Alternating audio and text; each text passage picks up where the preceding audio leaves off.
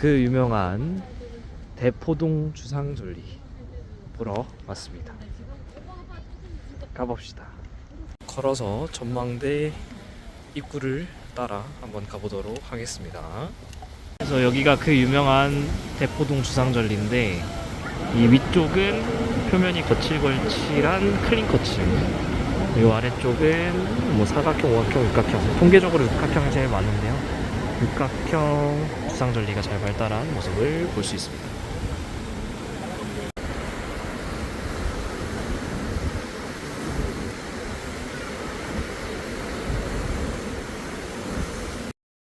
주상절리는 뜨거운 용암이 식으면서 급격한 냉각으로 인한 수축 작용으로 인해 수직으로 쪼개져 생기는 육각형의 돌기둥입니다.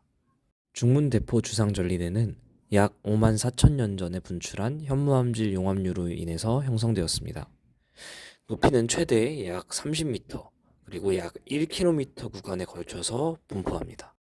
그림에서 보시는 것처럼 사실 과거의 주상절리대는 지금과 다른 모습이었습니다.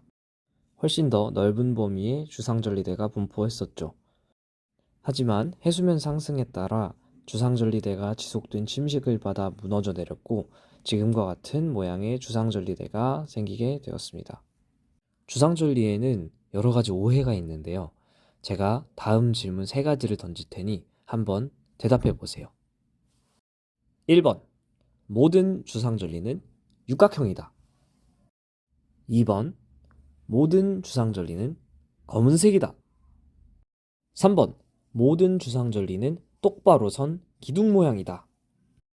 놀랍게도 이 모든 질문에 대한 정답은 X입니다. 자, 그럼 이제 하나씩 알아볼까요?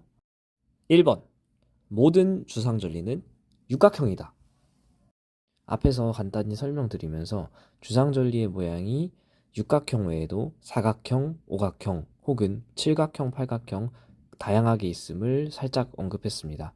통계적으로 세보면 육각형이 제일 안정한 구조라서 많을 뿐이지 모든 주상절리가 다 육각형인 건 아닙니다. 생각해보면은 벌집의 모양도 육각형이 제일 안정적이라서 그 육각형의 구조를 띠고 있잖아요. 그냥 이 자연은 그 육각형을 안정적인 구조로서 채택하나 봅니다. 추가 탐구로 육각형이 그럼 왜 안정한지를 탐구해보는 것도 되게 재밌는 주제가 될 것 같아요. 2번. 모든 주상절리는 검은색이다. 주상절리가 왜 생기는지 그 근본적인 원리를 생각해보면 모든 주상절리가 검지 않을 수밖에 없다는 것을 금방 깨달을 수 있습니다. 주상절리가 왜 생기죠? 바로 급격한 냉각과 수축으로 인해서 생깁니다. 그렇다면 마그마가 식어서 만들어진 돌인 화성암 중에 급격한 냉각을 한 화산암이라면 주상절리를 모두 만들 수 있다는 거죠. 다시 말해 검은색 현무암질 주상절리뿐만 아니라 안산암 주상절리, 유문암 주상절리도 가능하다는 거예요.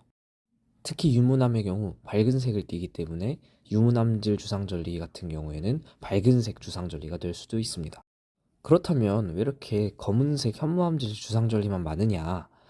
이것은 조금 어려운 내용이긴 해서 간단하게만 설명드리면, 지하의 온도 및 압력, 그리고 마그마의 성질 등을 종합적으로 고려해 봤을 때 현무암질 마그마는 분출하기가 쉽고 유문암질 마그마는 관입하는 게 쉬워서 현무암질 마그마는 주로 분출하여 현무암을 만들고 유문암질 마그마는 주로 관입하여 화강암을 만들게 됩니다. 그래서 조금 생각해보면 현무암이 많이 보이는 것만큼 화강암이 많이 보이죠. 그게 확률적으로 더 만들어지기 쉽기 때문입니다. 3번. 모든 주상절리는 똑바로 선 기둥 모양이다. 다음은 경주 양남 주상절리의 모습입니다. 대포동 주상절리의 모습과 달리 애들이 막 누워있죠. 어떻게 이렇게 누워있는 주상절리가 생길 수 있는 걸까요? 사실 주상절리가 이렇게 생긴 게 어떻게 보면 더 당연한 것일지도 모릅니다. 지하에 있던 마그마가 차가운 물이나 대기 중으로 확 분출되는 걸 상상해 보세요. 막 땅속에 있던 애가 위로 팍 분출되면 사방으로 고슴도치 가시처럼 마그마를 뿜어내며 식을 거예요. 그래서 모양이 오히려 이 경주 양남 주상절리처럼 팍 퍼져 있는 모양이 생기게 됩니다. 그렇다면 어떻게 중문대포 주상절리대처럼 기둥들만 남아있을 수도 있느냐? 분출 후 상대적으로 풍화에 약한 가장자리 부분이 침식받게 되면 가운데 기둥 모양만 남게 되기 때문이죠. 이렇게 해서 주상절리에 대해 보다 자세히 알고 넘어가게 됩니다. 우후!